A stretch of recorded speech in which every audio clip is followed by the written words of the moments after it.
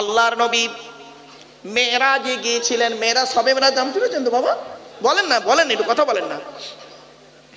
আল্লাহর নবী মেরাজে গেলেন, জান্নাত জাহান্নাম দেখলেন।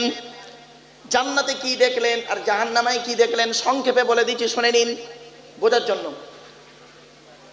জান্নাতের দরজাখানা খুলতে জান্নাতের ভিতরে নবী যখন হাঁটছিলেন, হাঁটতে হাঁটতে হঠাৎ আল্লাহর নবীর কানে একজনের জুতোর অর্থাৎ খড়মের আওয়াজ নবীর কানে এলো। আল্লাহর নবী বলছেন, মনে মনে বলছেন যে জান্নাতের ভিতরে জুতোর আওয়াজ কার শুনতে পেলাম। নবী বলছেন, ঘুরে তাকিয়ে দেখি সামিতু খসখসাতান আমামি ফিলি জান্নাতি ফাইজান বেলালুন, বেলালের জুতোর আওয়াজ। আল্লাহ নবী পৃথিবীতে এসে হযরত বেলালকে জিজ্ঞাসা করলেন, বেলাল, পৃথিবীতে কি এমন কাজ তুমি করেছো বলো, তোমার জুতোর আওয়াজ আমি মুহাম্মদ সাল্লাল্লাহু আলাইহি ওয়াসাল্লাম জান্নাতে শুনতে পেলাম।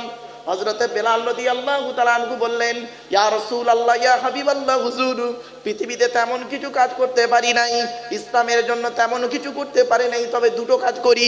এক নাম্বার হলো জীবনে কোনো দিন কোনো অবস্থায় নাপাক অবস্থায় জীবন যাপন করি না।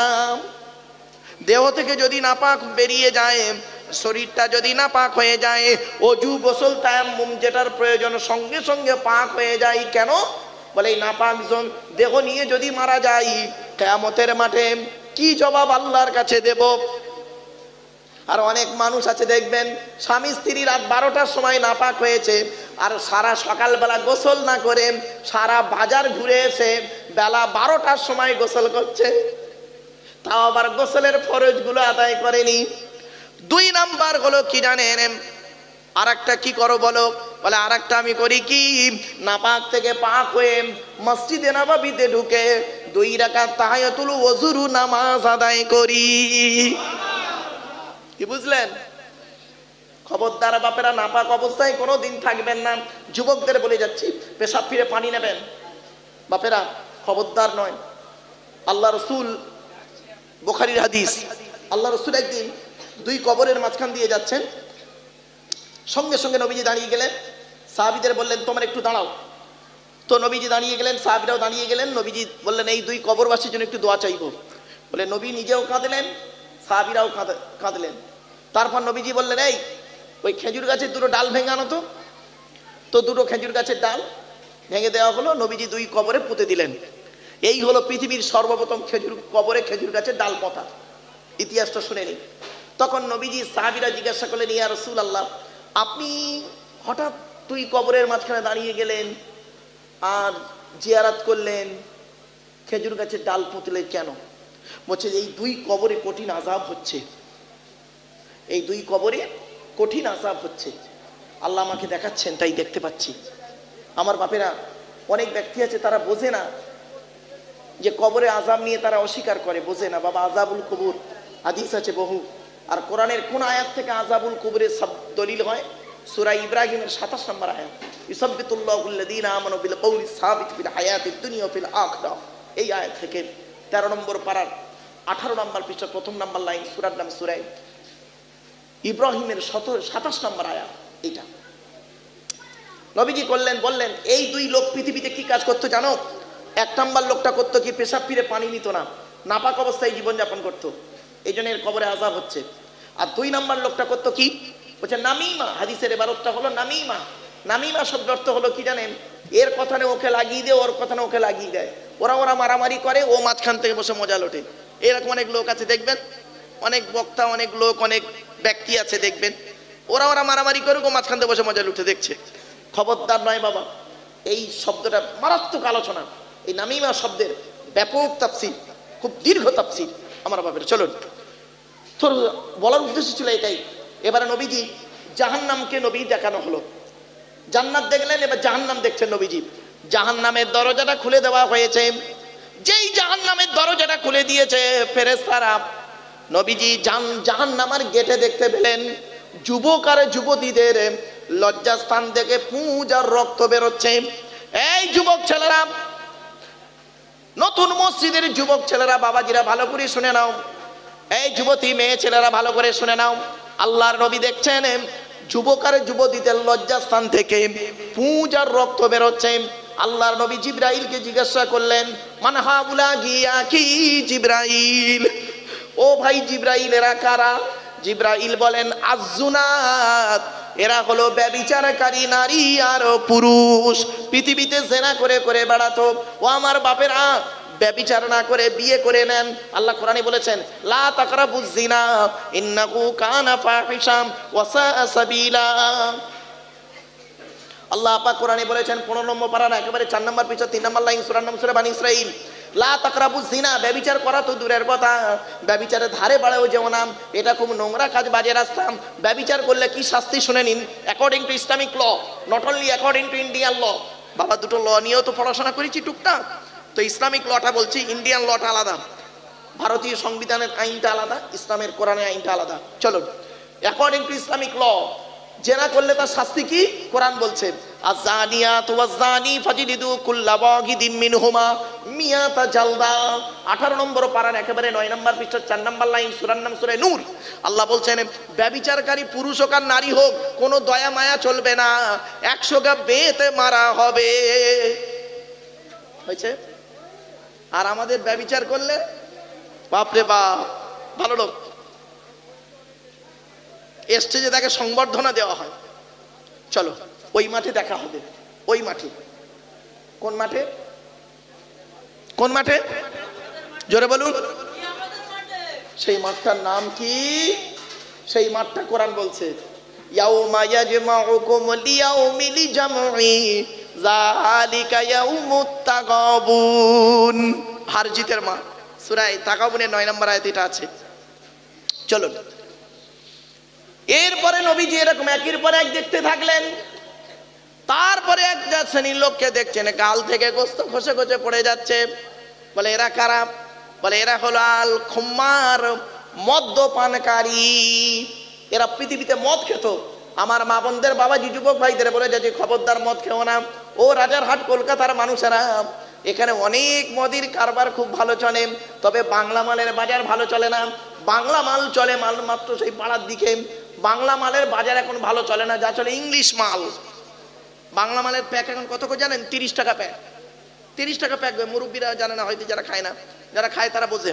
তো যাই হোক, ইংলিশ মাল, হুইস্কি, কিংফিশার, ম্যাকডোনাল্ড, বেলাক, ওয়াইন, রিডমিল, ব্লক, ব্রাইন্ড, এসব মদের নাম বললাম রে বাপ। যারা মদ খায় তারা বুঝতে পারছে।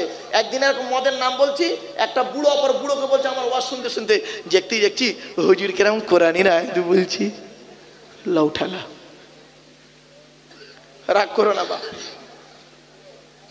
রাগ করো না বাপ, বাস্তব কথা বলছি। এরপরে নবীজি দূরে দেখতে পাচ্ছেন জাহান্নামের ভিতরে, লক্ষ্য করলেন, বাইরে থেকে লক্ষ্য করছেন জাহান্নামের একটু ভিতরের দিকে কিছু মানুষের ফেরেশতারা করছে কি, এই জিভটাকে টেনে ধরে আগুনের কাঁচি দিয়ে কাটছে। আল্লাহর নবী জিবরাইলকে জিজ্ঞাসা করলেন, মান হাউলা গিয়া কি জিবরাইল, ও ভাই জিবরাইল এরা কারা? জিবরাইল বলেন, ইয়া রাসূলুল্লাহ, এরা হলো পৃথিবীর জমিনে ওয়াইজিন অথবা বক্তা। এরা হলো বক্তা, ওয়াজ করে করে বেড়াতো। মানে এদের অপরাধটা কি?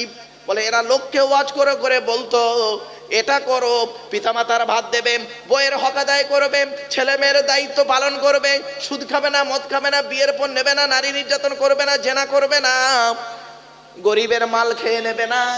এরা নিজেরাই করতো কি, গরিবের মালগুলো নিয়ে এতিমের মাল ভক্ষণ করে গাড়ি বাড়ি বিল্ডিং করে নিত। এরা লোককে বলতে একরকম, কাজে করতো আর এক রকম। এই জন্য আল্লাহ পাক এই বক্তাদেরকে জবানগুলো, জিভগুলো টেনে ছড়ে আগুনের কাঁচি দিয়ে কাটছে।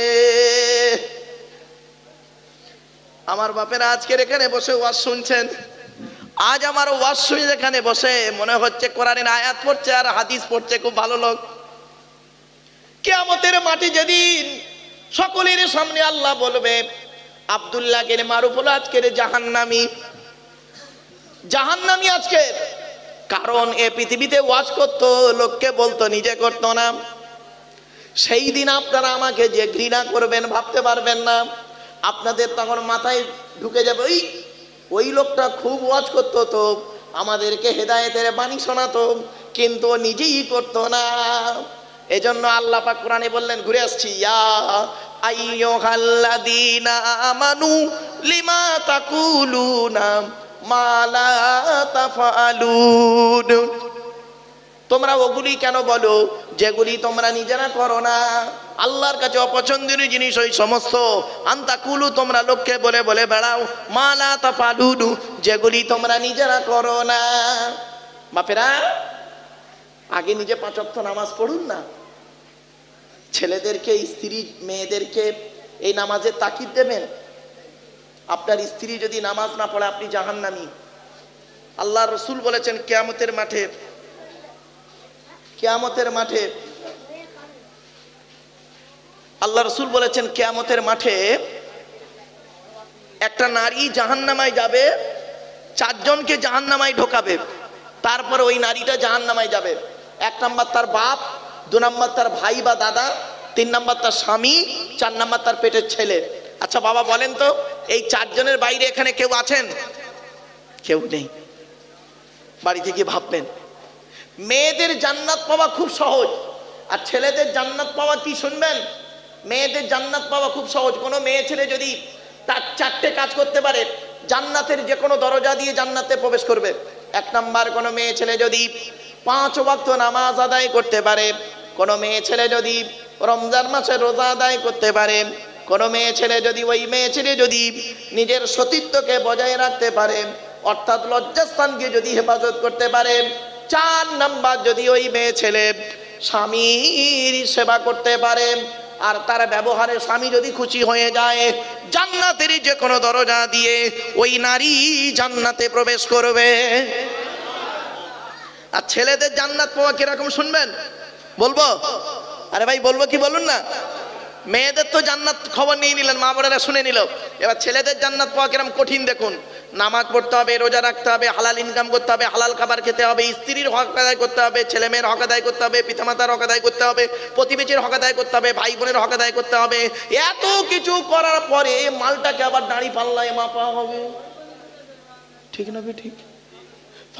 কোরআন বলছে, ফাআম্মা মান সাকুলাত মাওয়াজিনুহু ফাহুয়া ফি ঈশাতির রাদিয়াহ ওয়া আম্মা মান খাফফাত মাওয়াজিনুহু ফাউম্মুহু হাওিয়া ওয়া মা আদরাকা মা হিয়া নারুন হামিয়া। আমার বাপেরা, কিয়ামতের মাঠে যদি নেকির পাল্লা ভারী হয়ে যায় তো বেঁচে গেলেন, আর যদি হালকা হয়ে যায়, গুনার পাল্লা ভারী হয়ে যায়, বাপ কেউ কারোর জন্য থাকবে না, কেউ কারোর জন্য নেই। এই যুবক ছেলে, পৃথিবীর জমিনে প্রেমিকার জন্য অনেক কিছু করেছ, ও আমার বাবাজিরা স্ত্রীর জন্য অনেক কিছু করেছেন, কিন্তু ওই স্ত্রী তোমার কিয়ামতের মাঠে কোনো উপকার করতে পারবে না। স্বামীর জন্য অনেক কিছু করেছো, স্বামী তোমার কিয়ামতের মাঠে কিছু উপকার করতে পারবে না। বাপ ছেলের জন্য, ছেলে বাপের জন্য। কোরআন বলছে, ইয়া আইয়ুহান নাসুত্তাকু রাব্বাকুম ওয়াখশাউ ইয়াওমান লা ইয়াজজি ওয়ালিদুন আও ওয়ালাদিহি ওয়ালা মাউলুদুন হুয়া জাযিন আও ওয়ালিদিহি শাইয়্যা ইন্না ওয়া'দাল্লাহি হাক্কুন ফালা তাগুররান্নাকুমুল হায়াতুদ দুনিয়া ওয়ালা ইয়াগুররান্নাকুম বিল্লাহিল গরুর। কি সুন্দর আয়াত। 21 নম্বর পারা 13 নম্বর পৃষ্ঠায় একেবারে 11-12 নম্বর লাইন, সূরার নাম সূরা লোকমানের 33 নম্বর আয়াত। আল্লাহ বলছেন, হে মানব জাতি, সেই দিনের ভয়ে তোমরা করো যেদিন বাপ তার ছেলের কোনো উপকার করতে পারবে না, ছেলে তার বাপের কোনো উপকার করতে পারবে না। হয়েছে? কোরআনে অন্য আয়াতে বলা হয়েছে, লা তাজিরু ওয়াজিরাতুন বিজরা উখরা, একের বোঝা অপরে বহন করবে না। আল্লাহ পাক কোরআনের মধ্যে বলে দিলেন, সেই দিনের ভয় তোমরা করো, ইয়াউমা ইয়াফিরুল মারউ মিন আখিহি ওয়া উম্মিহি ওয়া আবিহি ওয়া সাহিবাতিহি ওয়া বানিহি লিকুল্লি মিরিম মিনহুম ইয়াউমা ইদিন শানুন ইউগনি। উজুহু ইয়াওমাইযিন মুসফিরা ضاحكة مستبشرة ووجوه يومئذ عليها غبرة ترهقها قترة أولئك هم الكفرة الفجرة সেই দিনের ভয় করো যেদিন তার বাপ তার ছেলে থেকে চলে যাবে, ছেলে তার বাপ থেকে চলে যাবে, ভাই তার বোন থেকে চলে যাবে, বোন তার ভাই থেকে চলে যাবে। সেই দিন প্রত্যেকেই আমার কি হবে আমার কি হবে এই নেই পড়ে থাকবে। তাই বাপেদের বলে যাচ্ছি, যে কদিন পৃথিবীতে বাঁচবেন এই কথাগুলি গুরুত্ব দিয়ে মেনে চলুন। শেষ করে দেবো নাকি? হ্যাঁ, একটার মধ্যে পৌনে একটা বাজে বাবা, আর 15 মিনিট সময় দেওয়া যাবে? আমার বাপেরা, আসলে এই যে সূরাটির আলোচনা তো 114টা আয়াত, এক একটা আয়াতের ব্যাখ্যা যদি 20 মিনিট করে করি 280 মিনিট। 280 মিনিট মানে কত বুঝতে পারছেন? 4.5 ঘন্টার উপরে। আমার বাপেরা চলে, এরপরে আল্লাহ পাক বললেন, আল্লাহ অপছন্দ করে কাদের? যারা বলে করে না, নিজে বলে নিজে অন্যকে বলে নিজে করে না, অন্যকে বলে নিজে করে না, তাদেরকে আল্লাহ অপছন্দ করে। আর ভালোবাসেন কাদের আল্লাহ? পরের আয়াতে আল্লাহ পাক বলে দিয়েছে ভালোবাসেন কাদের, শুনুন। আসমান পৃথিবী জমিনে যা কিছু সকলে আল্লাহ পাকের ডাকে, একমাত্র এই মানব জাতি, এই আদমের সন্তান, এই আদমের সন্তানরা হলো স্বার্থপর। কিরকম স্বার্থপর? এরা বিপদে পড়লে আল্লাহর ডাকে, আর বিপদ থেকে উদ্ধার হয়ে গেলে আল্লাহর ভুলে যায়। ঠিক না বেটি? বিপদে পড়লে আল্লাহর ডাকে। এটা দলিল দেবো, এবার দেবো কি বলেন না? হ্যাঁ, কোরআনে আল্লাহ কোরআনে আয়াত দিয়ে বলছে, ফাইজা রাকিবু ফিল ফুলকি দাআউল্লাহ মুখলিসিনা লাহুদ্দিন ফালাম্মা নাজ্জাহুম ইলাল বাররি ইযা হুম ইউশরিকুন। 21 নম্বর পারা 3 নম্বর পৃষ্ঠার একেবারে 3 নম্বর লাইন, সূরার নাম সূরা আনকাবুতের মধ্যে আল্লাহ পাক বলে দিলেন, বান্দা যখন নৌকায় করে নদী পার হতে যায়, নদীর মাঝখানে যখন নৌকাটা একবার টলমল করে, ওরা তখন মরণের ভয়ে আল্লাহ আল্লাহ বলে চিৎকার করে। আল্লাহ বলে, আমার নাম রহমান, আমার নাম রহিম, ওদের কান্না সহ্য করতে পারি না। ফালাম্মা নাজ্জাহুম ইলাল বাররি, যখন ফেরেশতার মাধ্যমে আমি আল্লাহ ওদের যখন ডাঙায় তুলে দিই, ওরা এত বড় মুনাফিক বদমাইশ, যেই ডাঙায় উঠে গেল আমার সঙ্গে শিরক করতে শুরু করলো, আর বলল, এই মাঝি ভালো ছিল বলে বেঁচে গেছি, নইলে সব ডুবে মরে যেত। ঠিক না বেটি? বইয়ের পেটে বাচ্চা, বইয়ের পেটে বাচ্চা, ডাক্তারকে বলছে, স্যার আমার বইয়ের পেটে বাচ্চা, নরমালে না সিজারে? ডাক্তার বলছে, আলট্রাসোনোগ্রাফি করে যা বুঝলাম তোর বইয়ের পেটের বাচ্চা হলো নরমালে। নরমালে তখন বলছে, স্যার নরমালে খরচা হয়ে বাচ্চা হলে কত টাকা খরচা? ডাক্তার বলল 20,000 টাকা। ওর ব্যাংকে আছে 50,000 টাকা। মনে মনে ভাবছে, আর নামাজ পড়ার দরকার নেই, আল্লাহর ডাকার দরকার নেই। ডাক্তার তো বলেই দিয়েছে 20,000 টাকা খরচা হবে, 50,000 টাকা ব্যাংকে আছে, 20,000 টাকা বইয়ের জন্য খরচা করবো, 30,000 টাকা থাকবে। চিন্তা, নামাজ পড়ার দরকার নেই, ডাকার দরকার নেই। আল্লাহ বলে, দেখ কিরম ডাকছে, এবার দেখ। হঠাৎ একদিন গভীর রাতে বইয়ের প্রসব বেদনা উঠেছে। ডাক্তারকে ফোন করেছে, স্যার। কে? স্যার আমি অমুক পেশেন্টের স্বামী বলছি। হ্যাঁ হ্যাঁ বলো বলো বলো বলো। স্যার আমার বইয়ের পেটের বাচ্চা প্রসব বেদনা উঠেছে, তাড়াতাড়ি চলে এসো। কোথায়? এই রাজারহাটে অমুক নার্সিং হোমে চলে এসো। ডাক্তারও ঘুম থেকে উঠে চলে এলো, জানে টাকা আছে, চলে এলো। এ অ্যাম্বুলেন্সে করে নিয়ে গেল বউকে নার্সিং হোমে। ডাক্তার সঙ্গে সঙ্গে বউকে নিয়ে ওটিতে চলে গেল, অপারেশন থিয়েটারে। ও বাইরে দাঁড়িয়ে দাঁড়িয়ে কি করে বলুন তো? সত্যি কথা বলুন, ও বাইরে দাঁড়িয়ে দাঁড়িয়ে কি করে দেখবেন? ওর বউ তো বাচ্চা হতে গেছে, ও বাইরে দাঁড়িয়ে দেখলে এমন করবে।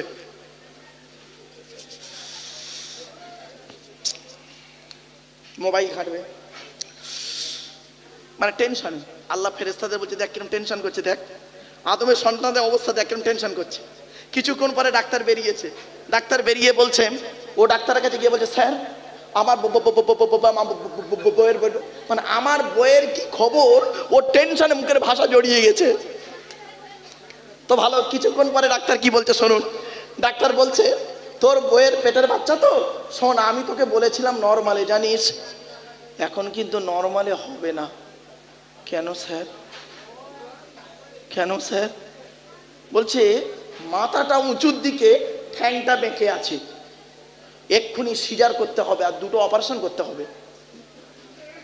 স্যার কত টাকা খরচা? তো ডাক্তার বলছে তুই ধরে নে 1.5 লাখ টাকা। কত বলবো? 1.5 লাখ টাকা। আচ্ছা ওরা আছে কত?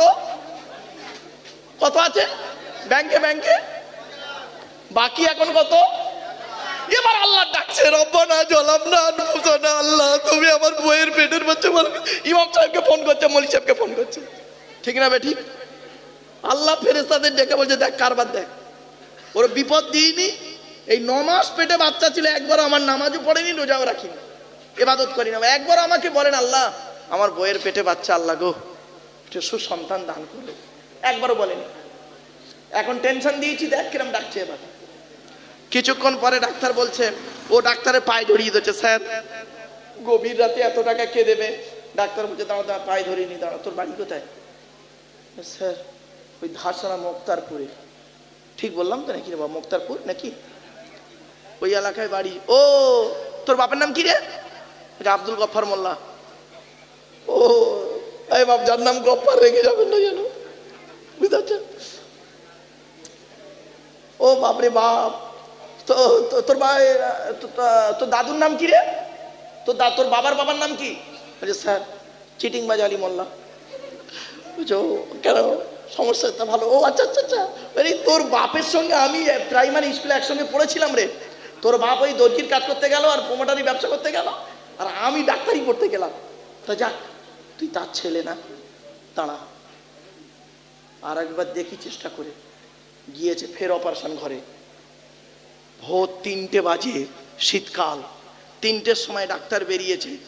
ও বসে আছে মনে মনে খালি মান্যত করছে, খালি আল্লাহ আমার বইয়ের পেটের বাচ্চা যদি ভালোভাবে মেয়ে ছেলে বাচ্চা পেয়ে যাই, দুজনে বাচ্চার মাকে যদি পাই, তোমার মসজিদে 1 লাখ টাকা দেবো, ঈদগার জন্য 50,000 টাকা দেবো, মাদ্রাসায় 20,000 টাকা দেবো, আচ্ছা একটা গরু কিনে সৎকা দেবো, সব মান্যত করছে। একদম চাপে পড়ে আল্লাহ ফেরেশতাদের বলছে ও যা বলছে একটাও দেবে না, মিছিমিছি বলছে। এরপরে এবার করেছে কি, এটা হলো হওয়ার পরে 3টের সময়, ভোর 3টের সময় ডাক্তার বেরিয়েছে। ও ডাক্তারের কাছে যাচ্ছে এইভাবে, স্যার। তখন ডাক্তার বলছে তোর কপাল খুব ভালো, তোর বইয়ের পেটের বাচ্চা নরমালি আর বেটা ছেলে হয়েছে। তখন কি বলছে স্যার আপনি ছিলেন বলে আমার বউ বাচ্চা বেঁচে গেছে, নইলে মরে যেত। আল্লাহ ফেরেশতাদের ডেকে বলছে দেখ কত বড় চিটিংবাজ, দেখ কিছুক্ষণ আগে আমাকে মান্যত করছিল, আর যেই নরমালে বাচ্চা দিয়েছি ব্যাস। কি বললেন? এবার আরেকটা ধরে দিচ্ছি, কোরআনের আয়াত গো বাপ। ফাইদা মাসালে ইনসানা দুররু দাআনা লিযামবিহি আও কাইদান আও কাইমা ফালাম্মা কাশাফনা আনহু দুররাহু মারওয়া কাআল্লাম ইয়াদউনা ইলা দুররিম মাসাম। সূরা ইউনূসের 12 নম্বর আয়াত আল্লাহ পাক বলে দিলেন, এ মানব জাতিকে আমি আল্লাহ যখন বিপদ আপদ মুসিবত দিই, ও দাঁড়িয়ে বসে শুয়ে শুয়ে কাকুতি মিনতি করে আমার কাছে কান্নাকাটা করে, আর ওর বিপদ থেকে যখন উদ্ধার করে দিই এমন ভাবে মুখ ফুলিয়ে চলে ওর যেন কোনো বিপদই হয়নি। হয়েছে? তাই আমার বাপেরা অনুরোধ করে বলে যাচ্ছি, প্রত্যেকটা কাজে শিয়াল লাগছে নাকি? হ্যাঁ শিয়াল না তৈরি করা জিনিস? শিয়াল। ও ওরাও ওয়াজ শুনছে নাকি? আল্লাহর সৃষ্টিজীব, আল্লাহর সৃষ্টিজীব বাবা। কে কখন কিভাবে আল্লাহকে ডাকে পৃথিবীর কেউ বুঝতে পারে না। ওই সব বলা এই ইউটিউবওয়ালারা এইটাই ছাড়বে, দেখবেন যে হুজুর ওয়াজ করছে শিয়ালও ওয়াজ শুনছে, এটাই বলবো না, মানে একদম এদিকের পানি ওদিকে দিতে পারলেই বাঁচে। চলেন আমার বাপেরা। তাই আল্লাহ পাক বললেন সাব্বাহা লিল্লাহি মা ফিস সামাওয়াতি ওয়া মা ফিল আরদি ওয়া হুয়াল আজিজুল হাকীম। এর পরের আয়াত, আমি প্রথমেই ওয়াজের শুরুতে একটা কথা বলেছিলাম, মনে পড়ছে কি দেখুন তো? আলেমের পরিচয় দিচ্ছিলাম না বাবা, মনে পড়ছে? তখন অনেকে শুনে মনে করছিলেন এই মৌলভী সাহেব এরকম ওয়াজ করছে কেন? না বাবা, ভুল বোঝো না, কোরআনের দলিল। এরপরে দ্বিতীয় নম্বর আয়াত আল্লাহ বলছেন, ইয়া আইয়ুহাল্লাযীনা আমানু লিমা তাকুলুনা মা লা তাফআলুন কাবুরা মাকতান ইনদাল্লাহ আও তাকুলু মা লা তাফআলুন। এর বাংলা মানেটা শুনলে চমকে যাবেন। আল্লাহ পাক বলছেন, ইয়া আইয়ুহাল্লাযীনা আমানু, হে ঈমানদার বান্দাগণ, লিমা তাকুলুনা, তোরা ওগুলি কেন বলিস, মা লা তাফআলুন, যেগুলি তোরা নিজেরা করিস না, কাবুরা মাকতান ইনদাল্লাহ, আল্লাহর কাছে অপছন্দনীয় জিনিস ওই সমস্ত কি জানেন, আনতাকুলু, তোরা লোককে বলে বলে বেড়াস, মা লা তাফআলুন, যেগুলি তোরা নিজেরা করিস না। আমি আব্দুল্লাহ গিল মারুফ আপনাদেরকে স্টেজে এসে বড় বড় লেকচার দিচ্ছি, আপনারা নামাজ পড়বেন, রোজা রাখবেন, পিতামাতার ভাত দেবেন, স্ত্রীর হক আদায় করবেন, ছেলে মেয়েকে ভালোবাসবেন, আর আমার বাড়িতে গিয়ে খবর নিয়ে দেখবেন আমি নিজেই বাম্মার ভাত দিই না, নিজে স্ত্রীর হকটা আদায় করি না, আমার বাড়িতে স্ত্রী থাকতে অন্য মেয়ের সঙ্গে পরকীয়ায় লিপ্ত থাকি। শুধু তাই নয়, আমার নিজের সন্তানদের প্রতি ভক্তি শ্রদ্ধা স্নেহ মায়া মমতা নেই। শুধু তাই নয়, আমি নিজেই 5 ওয়াক্ত নামাজ পড়ি না, রমজান মাসে রোজা রাখি না, আর আমি আপনাদের বড় বড় লেকচার মারছি। কি বুঝলেন? এই আয়াতের তাফসীর অন্য আয়াত দিয়ে হচ্ছে। আল্লাহ বলছেন, আমি বলিনি আতা'মুরুনা, আচ্ছা আগে ওই আয়াতটা দিয়ে দিই। আমি আপনাদেরকে ওয়াজ করার আগে সর্বপ্রথম আমাকে নিজে ঠিক হতে হবে, ঠিক না বেঠিক? দলিল করা, ইয়া আইয়ুহাল্লাযীনা আমানু কু আনফুসাকুম ওয়া আহলিকুম নারা। 28 নম্বর পারার 19 নম্বর পৃষ্ঠার একেবারে 12 নম্বর লাইন, সূরার নাম সূরা তাহরিমের 6 নম্বর আয়াত।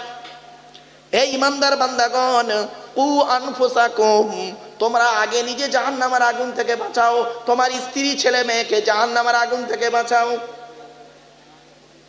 আমি নিজেই তো নামাজ পড়ি না, আপনাদের নামাজের কথা খুব বড় বড় লেকচার দিয়ে যাচ্ছি। আমি নিজে তো 1 নাম্বার সুদখোর, আমি নিজে গিল্লা গিবত গাইতেই ব্যস্ত। আমি আপনাদেরকে বলে যাচ্ছি কোনোদিন গিল্লা গিবত করো না। আমি আপনাদেরকে বলে যাচ্ছি আপনারা রমজান মাসে রোজা রাখবেন, আর আমি বক্তা হয়ে রমজান মাসে করছি কি, হোটেলের ভিতরে ঢুকে, ঝাঁপ দেওয়া হোটেলের ভিতরে ঢুকে ভালো করে বিরিয়ানি ঢুকিয়ে বাড়ি আসছি। আল্লাহ পাক কোরআনে কি বলছে বা শুনে, এই আয়াতের তাফসীর আল্লাহ পাক বলে দিচ্ছেন, আতা'মুরুনান নাসা বিল বিররি ওয়া তানসাউনা আনফুসাকুম ওয়া আনতুম তাতলুনাল কিতাব আফালা তাকিলুন। 1 নম্বর পারা 5 নম্বর পৃষ্ঠা 6 নম্বর লাইন, সূরার নাম সূরা বাকারা। কোরআন জানিয়ে দিয়েছে, আতা'মুরুনান নাসা বিল বিররি, তোমরা মানুষদেরকে ভালো কাজের আদেশ করো, ওয়া তানসাউনা আনফুসাকুম, নিজেরাই ভালো কাজটাকে ভুলে থাকো, ওয়া আনতুম তাতলুনাল কিতাব। এই আব্দুল্লাহ গিল মারুফ, তুমি কি কিতাব পড়ো নাই? তোমরা কি কিতাব পড়ো নাই? ওয়া আনতুম তাতলুনাল কিতাব, তোমরা কি কিতাব পড়ো নাই? আফালা তাকিলুন, তোমাদের কি কোনো জ্ঞান গম্য নেই? আল্লাহ আমাদের বলছে, গো বাবা জ্ঞান নেই? বাবা অনেকগুলো ছেলে মেয়ে পড়াই, নামের পরে এতগুলো ডিগ্রি অর্জন করেছি, জ্ঞান নেই মানে? অনেক জ্ঞান আছে। আল্লাহ বলছে তোমার জ্ঞানটা কিরকম দেখো। তুমি জ্ঞান থাকতেও তুমি পাপী, জ্ঞান পাপী। তোমার জন্য আমি ভালো একটা জিনিস রেখেছি, কি শুনবেন? চমকে যাবেন। ওয়ালা কদ জারানা লি জাহান্নামা কাসীরাম মিনাল জিন্নি ওয়াল ইনসি লাহুম কুলুবুল লা ইয়াফকাহুনা বিহা ওয়া লাহুম আ'য়ুনুল লা ইউবসিরুনা বিহা ওয়া লাহুম আযানুল লা ইয়াসমাউনা বিহা উলাইকা কাল আনআমি বাল হুম আযাল উলাইকা হুমুল গাফিলুন। 9 নম্বর পারা 13 নম্বর পৃষ্ঠার 1 নম্বর লাইন, সূরার নাম সূরা আরাফ। আল্লাহ পাক জানিয়ে দিলেন, আমি আল্লাহ জিন ইনসানের জন্য জাহান্নাম তৈরি করেছি। কাদের জন্য জাহান্নাম জানেন? যাদের বোঝার জন্য হৃদয় দিয়েছি, ন্যায় অন্যায়টা বোঝে কোনো প্রতিবাদ করে না। ওয়ালাকুম আয়ুনুল লা ইউবসিরুনা বিহা, যাদের দেখার জন্য দুটো চোখ দান করেছি, ন্যায় অন্যায়টা দেখে কোনো কিছু বলে না। ওয়ালাকুম আযানুল লা ইয়াসমাউনা বিহা, শোনার জন্য কান দান করেছি, তারা শুনেও না শোনার ভান করে চলে। ওরা মানুষ নয়, আল্লাহ বলছে ওরা মানুষ নয়। উলাইকা কাল আনআম, ওরা হলো চতুষ্পদ জন্তুর ন্যায়। ওরা হলো চতুষ্পদ জন্তুর ন্যায়। আচ্ছা, চতুষ্পদ জন্তু বললে না তো এখানে বেঁচে যেতাম, আমরা বেঁচে যেতাম। ঘোড়া, উট, হাতি, যাই পারে হোক। আল্লাহ বলছে বাল্যঘুম আদল, তার থেকেও বরং বড় আরো নিকৃষ্ট। এখন চতুষ্পদ জন্তুর মধ্যে নিকৃষ্ট কোনটাকে বলে? শূকর, ঠিক না বেটি? আল্লাহ নিজেই বলছে তুই শূকরের থেকেও খারাপ। কিছু বুঝতে পারছেন? এই জন্য বাবা স্টেজে এসে ওয়াজ করা যে কি কঠিন জিনিস। ওয়াজ করা হলো পৃথিবীর সব থেকে কঠিন কাজ, আর আমরা এটাকে কি করেছি? সহজ বলে মনে করেছি। আমার এক স্টুডেন্ট, ছাত্র, নাম করা বক্তা, নাম বলছি না, শোনেন। তাকে আমি একদিন বলছি, এই তুই ওয়াজ নসিহত করিস, তোর কখন ওয়াজ করতে ভালো লাগে? বলছে স্যার, যখন স্টেজে প্রচুর লোক থাকে, প্রচুর লোকের সামনে ওয়াজের একটা মুড এসে যায়। ও আচ্ছা আচ্ছা, তাই? আর স্টেজে যদি মজলিসে যদি লোক কম থাকে, বলছে স্যার ওয়াজের তখন মুডই আসে না। ও, তখন আমি বলছি ধরে নে 1000টা মূর্খ শ্রোতা বসে আছে। কি শ্রোতা? জোরে বলুন। মূর্খ শ্রোতা, লেখাপড়া জানে না। 1000টা মূর্খ শ্রোতা আছে, তাদের সামনে ওয়াজ করতে ভালো লাগে। বলছে ওসব দেখা 1000 শ্রোতা মানে ব্যাপক তো। আর 10টা কলেজের প্রফেসর বসে আছে। কোথায়? কে কে কে? 10 জন কলেজের প্রফেসর, কোনো লোক নেই, 10 জন কলেজের প্রফেসর বসে আছে। কাদের সামনে ওয়াজ করাটা কঠিন? বলছে স্যার ওই প্রফেসরদের সামনে ওয়াজ করা কঠিন। বললাম কেন? এরা তো সংখ্যায় কম, এরা তো সংখ্যায় অনেক বেশি। তখন পুরো চুপ। বাপেরা, অনুরোধ করে বলে যাচ্ছি, বাবা মা, ওয়াজ করা যে কি কঠিন কাজ আপনারা জানেন না, আপনারা জানেন না। শুনবেন?